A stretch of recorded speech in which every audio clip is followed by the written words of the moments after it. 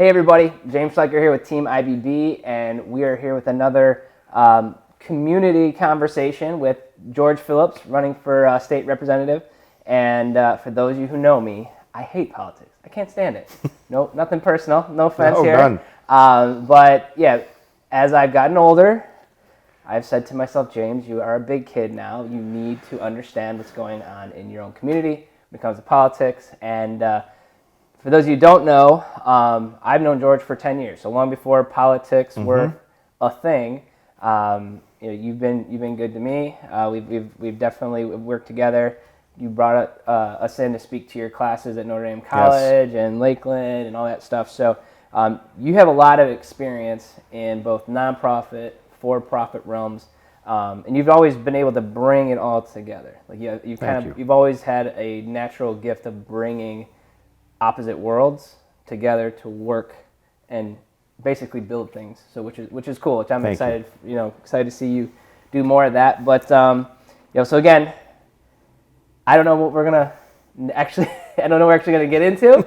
I'm trying to do my civil duty to my community duty, and again, the thing that really bothers me the most with the politics is that anybody, if I'm running, anybody could say, well, this one time in 6th grade, James Schleicher did this, and this one time. Did you? I was homeschooled, so okay. I don't think my mom. If my mom's mad at me, then yeah, probably should. Yeah, so I didn't clean my room in 6th grade. There you go. I was homeschooled. Yeah, homeschooled 7th grade, and Beautiful. that's when I met Monty and all that fun stuff. So, but I guess for me, like the biggest thing that I've been impressed with. And I was very concerned, to be truthful. How are you going to carry yourself as the political George Phillips versus the George Phillips, the person that I always knew? Right. And I have to admit, like, there's been a lot. I mean, I get the mailers every day of like it's just bashing, the other person, and I've obviously been following your campaign. You've kept it professional. You kept it clean, and you kept it truthful. Thank you. Which again, I think it says a lot about what if someone votes for you, what do they get out of you every day. And that. So I guess I'm just gonna ramble on. I get really, if you can tell, I get very hesitant, awkward, and I would say squeamish when I'm like even talking about politics. So I'm just gonna shut up. You're fine. Before. So I'll let you take it away. First of all, brother. thank you for having me. This is fun. It's always fun to get to hang out with you, regardless of the situation, and I appreciate the kind words. So to answer your first two questions about what the constituency is going to get when they elect me in 2 weeks, and also about the false advertising or however you deemed it. Yeah, I would I'm sorry to interrupt, but like I've been like I always feel like people fall to the political, like they always stoop down to that. Correct. Cliche political level and just start claiming things to get a vote. So the first part is the person you know for 10 years is the same person that you are going to know in the State House. If politics changes a person on who they are, then there's a problem much larger than an election. And one of my biggest things that I'm going to do as a representative is represent. We live in a representative republic, and it fails without people's participation. So as your state rep, 24/7 access. It's going to be all I do. Town hall meeting once a month. And if I don't do it, I want people to call me out on it, because that will be true. You heard it here. We're calling you out, man. You better. You better show up. But once a month throughout the district, whether it's here in Willoughby or in Menor or Wickliffe or Willowick or Eastlake or wherever, we're going to have a monthly town hall meeting. And it's just going to simply be, hey, here's what's going on in Columbus. Here's what we're working on. We're going back in session in a week or 2 weeks or tomorrow. And these are the items that are going to be up for consideration. What do you think? What do you want? More importantly, you live in the district. So do I. What do you want to see done? What changes do you want to see made? What improvements do you want to see made? What don't you like about what's going on? What do you like what's going on? And then you take those ideas, and that's truthfully how you get meaningful legislation written. Because you are actually representing. You're everybody. representing the people. Yeah. And the biggest thing is accessibility.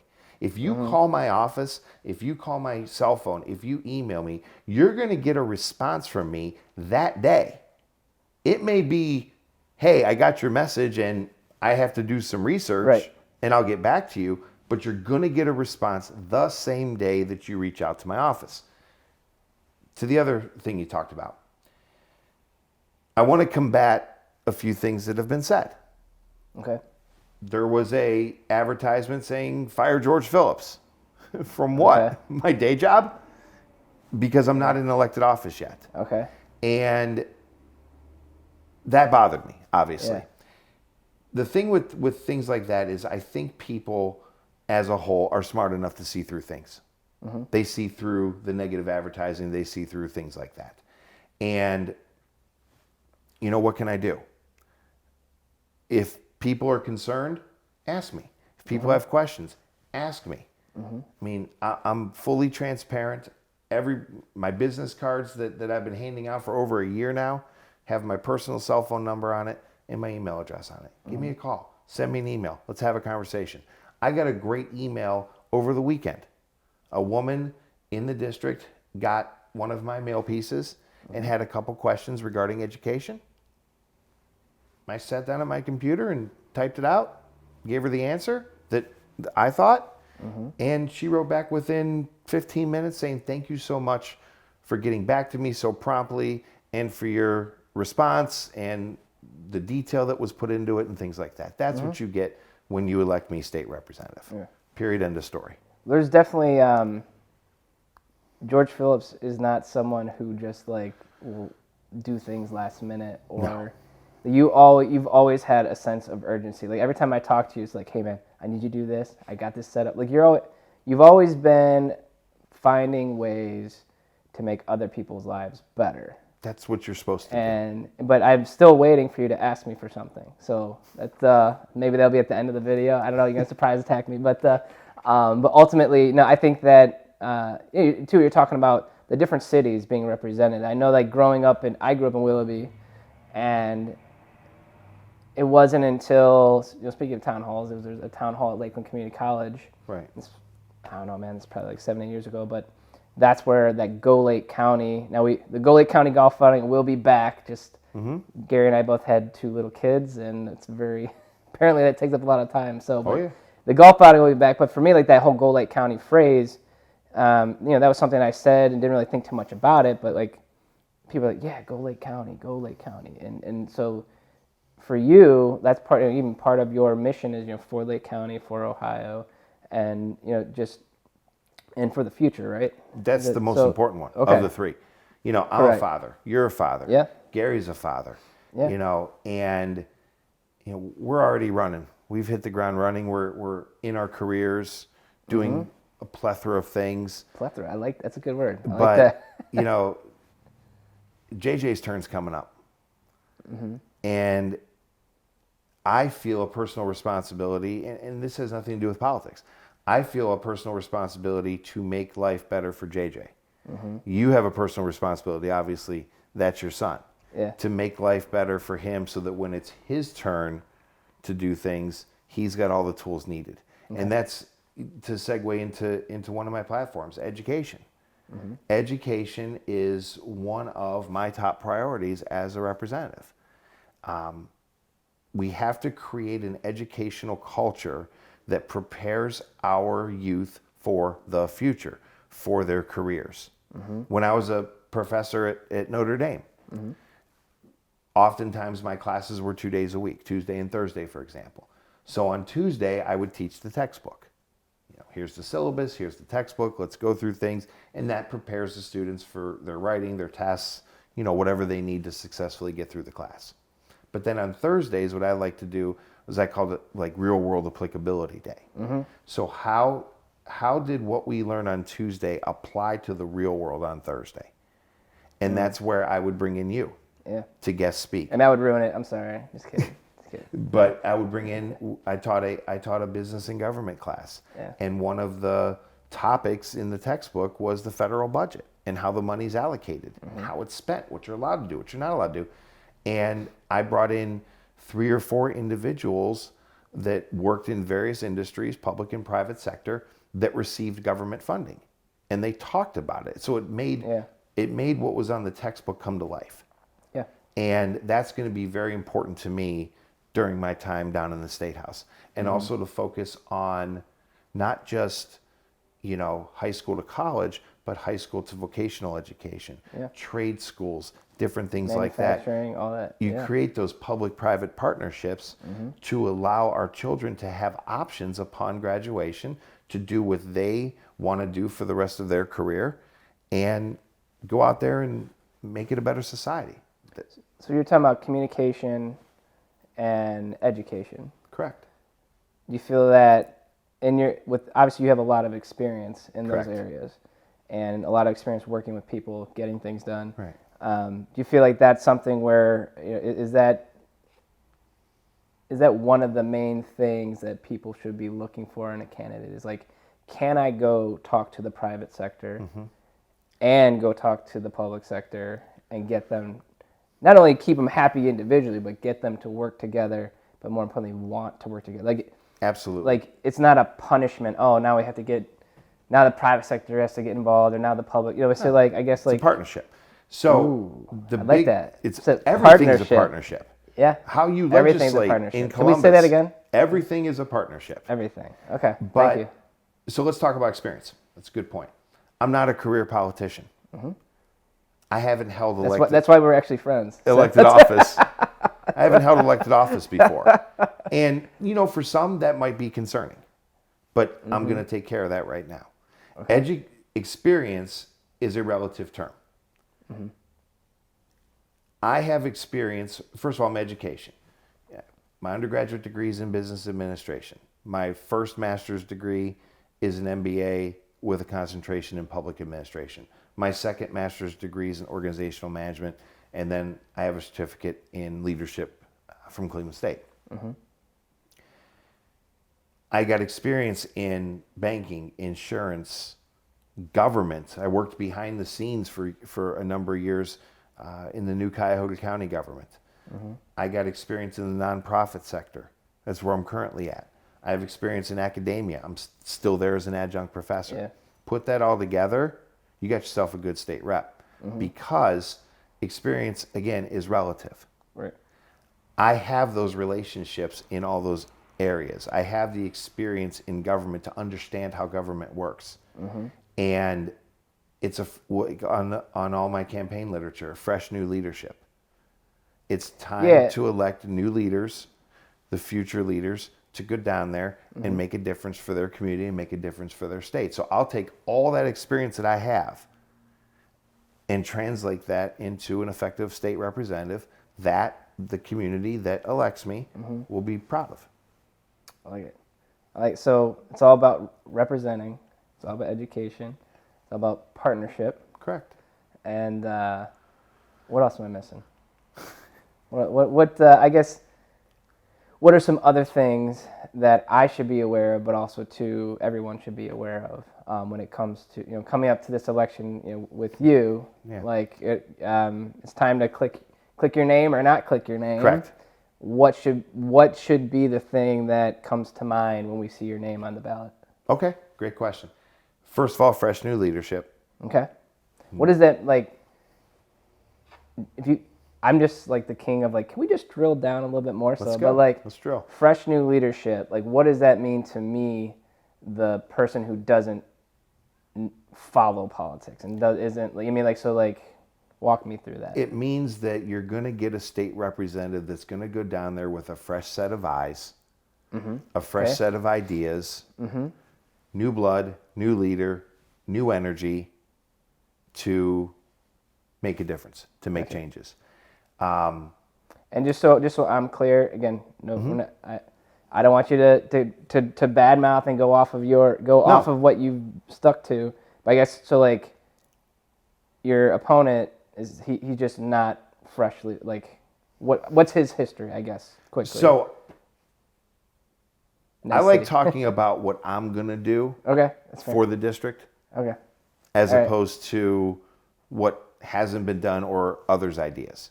I want people, when people go to vote, whether they voted already and selected me or about to make their voting decision, I want people to vote for me, not against someone else, if that makes sense. Say that again. I want people to vote for me, not against someone else. Because I feel like, to me, like, that's a lot of what's going on is, I'll talk, again, I hate talking about it. When it comes up, people are like, I can't stand so-and-so. Correct. And that's why I'm voting for so-and-so. Correct.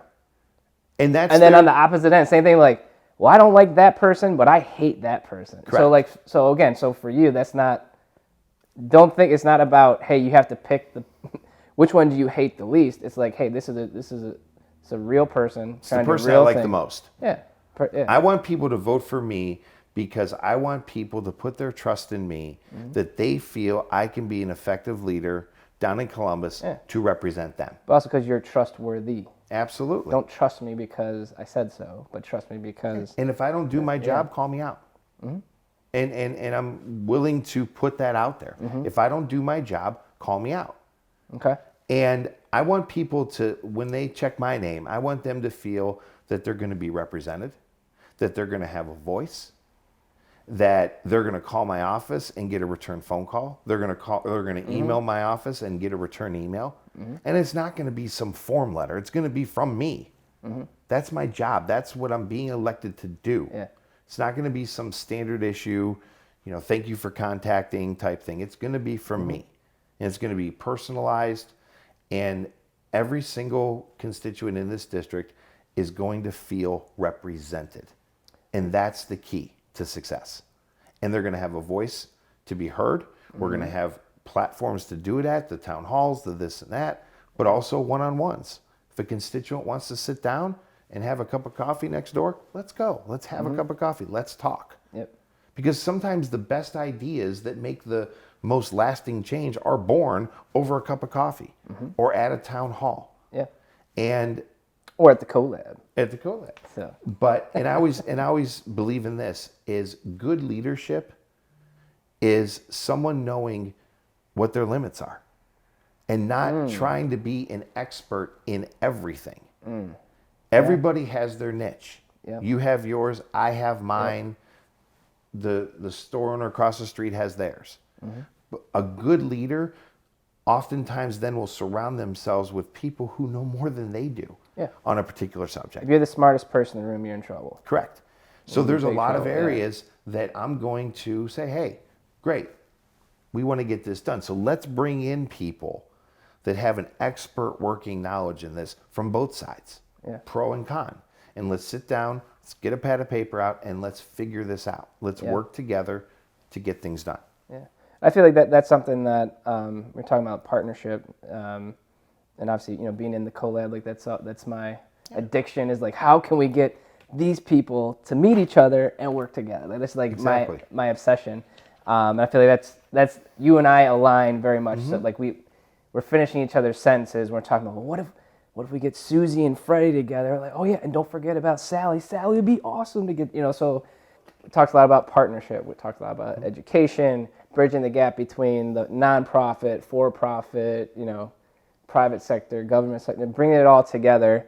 How you want people to call you out and say, hey, I don't think you're doing a good enough job here, or hey, like we need help here.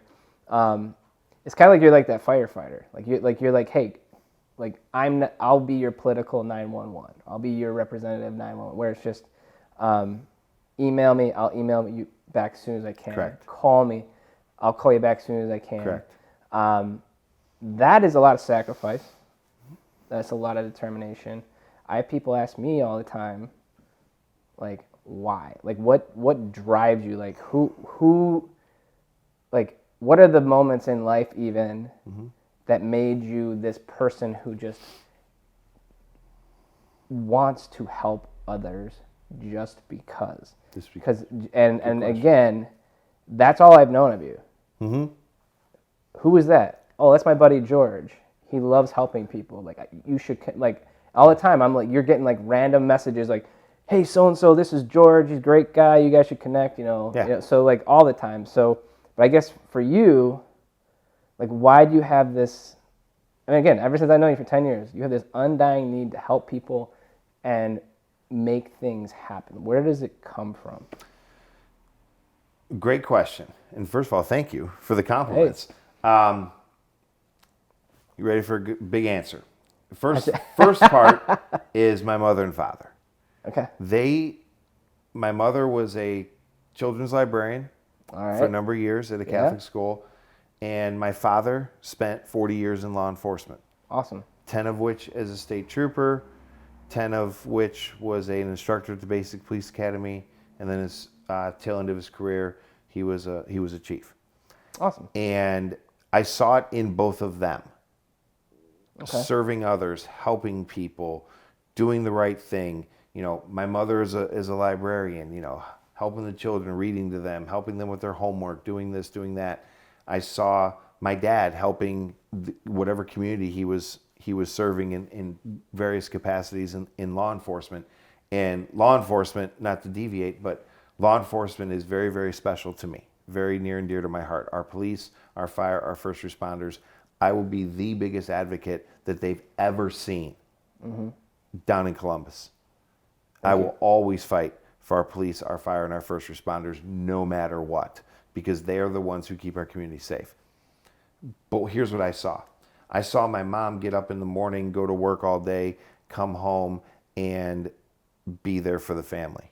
Help me with homework, do this, do that. I saw my dad work all day and then go help somebody, whether it's down the street on a home project or a cadet that needed extra help in his training class, but yet always was there for the family. And it just got put into my DNA. I genuinely love to help people. Yeah. I genuinely love to give back. I genuinely take pride in seeing someone with a smile on their face because of what I or someone else did for them. Yeah. You know, my dad always told me, he says, always have a smile on you, because sometimes that smile, when you give it to somebody else, is what they need to get through that day, because maybe that person ran out of smiles. So if you have one to give it to them. Always give a smile. Always give a smile to people. Yeah. And that just throughout my childhood, my teenage years, and then now in my adult years, I just love to help people. That's why I got into the various lines of work that I got into over the years, was because of the nature of that business, or the nature of that job allowed me to help people. When I was at a credit union, I helped people with their finances. When I was at Notre Dame, I helped develop future college graduates and future leaders. Yeah. And I still get messages from kids that graduated 2, 3, 4 years ago. Yeah. Hey, I remember what you told me in class one time. I used it today at work, and it worked. Yeah. I'm like, really? That stuff works? Wow. You know, but that it's very big to me. And I have a great friend, and he's a student of servant leadership. And over the years, he's taught me his expertise in servant leadership. I'm certainly not at his level by any stretch of the imagination, but it's service above self. And in my humble opinion, you don't get into the political arena for yourself. You get into the political... I don't envy you what you're going through right now, man. No way. You get into the political arena to help other people. Right. And if you're not getting into that for that reason, you're in it for the wrong reasons. Yeah. And I just genuinely want to serve my community. I want to serve my county, and I want to serve my state. And I hope that the constituents of the 60th House District agree with me and allow me the privilege, not the right, the privilege to go down there and represent them. Awesome. So if that whole, was it 60th district you said? Mm-hmm. So if the whole 60th district was watching right now, how would you bring this to a close? I would bring it to the close in this. If you elect me your state representative, I'll bring fresh new leadership to Lake County. I'll bring fresh new leadership to Columbus. Most importantly, you will feel represented. That I promise. You will have a voice, and you will feel represented. And I guess the biggest thing is I would respect the trust that you would place in me to do it the right way, to do it ethically, to lead with character, to lead by example, and to work together. Awesome. Well, thank you. So thank you, everybody, and especially the 60th District of Ohio, the soon-to-be coolest district ever. I hope so. But, well, George, thank you so much for being here. Absolutely. Appreciate it, brother. And I appreciate you. And hey. For real. I mean it. You know, all good, man. Our friendship, I cherish our friendship. Yeah. And, you know, you've inspired me. You're humble. And that's, humility is very big to me. You've inspired me in many, many ways that you may not ever realize. So I appreciate your support, but more importantly, I appreciate your friendship. Same here, brother. Thank you. Thank you. All right. Well, thank you. That was, am I blushing? I think I'm blushing. Anyway, thank you, everybody, for joining us. Definitely, where can they find you? They can just find you Sure. on... all the social media platforms, Facebook, Instagram, Twitter. The handle is at Phillips for Ohio, FOR. And obviously the website, phillipsforohio.com. And, you know, if you have any questions, any comments, any concerns, please reach out to me. We're in this together. Let's work together. Let's get it done. And let's make Lake County the best place to live, work, and raise a family. That's right. That's right. I'm for that. So thank you, everybody. Until next time, stay burn proof.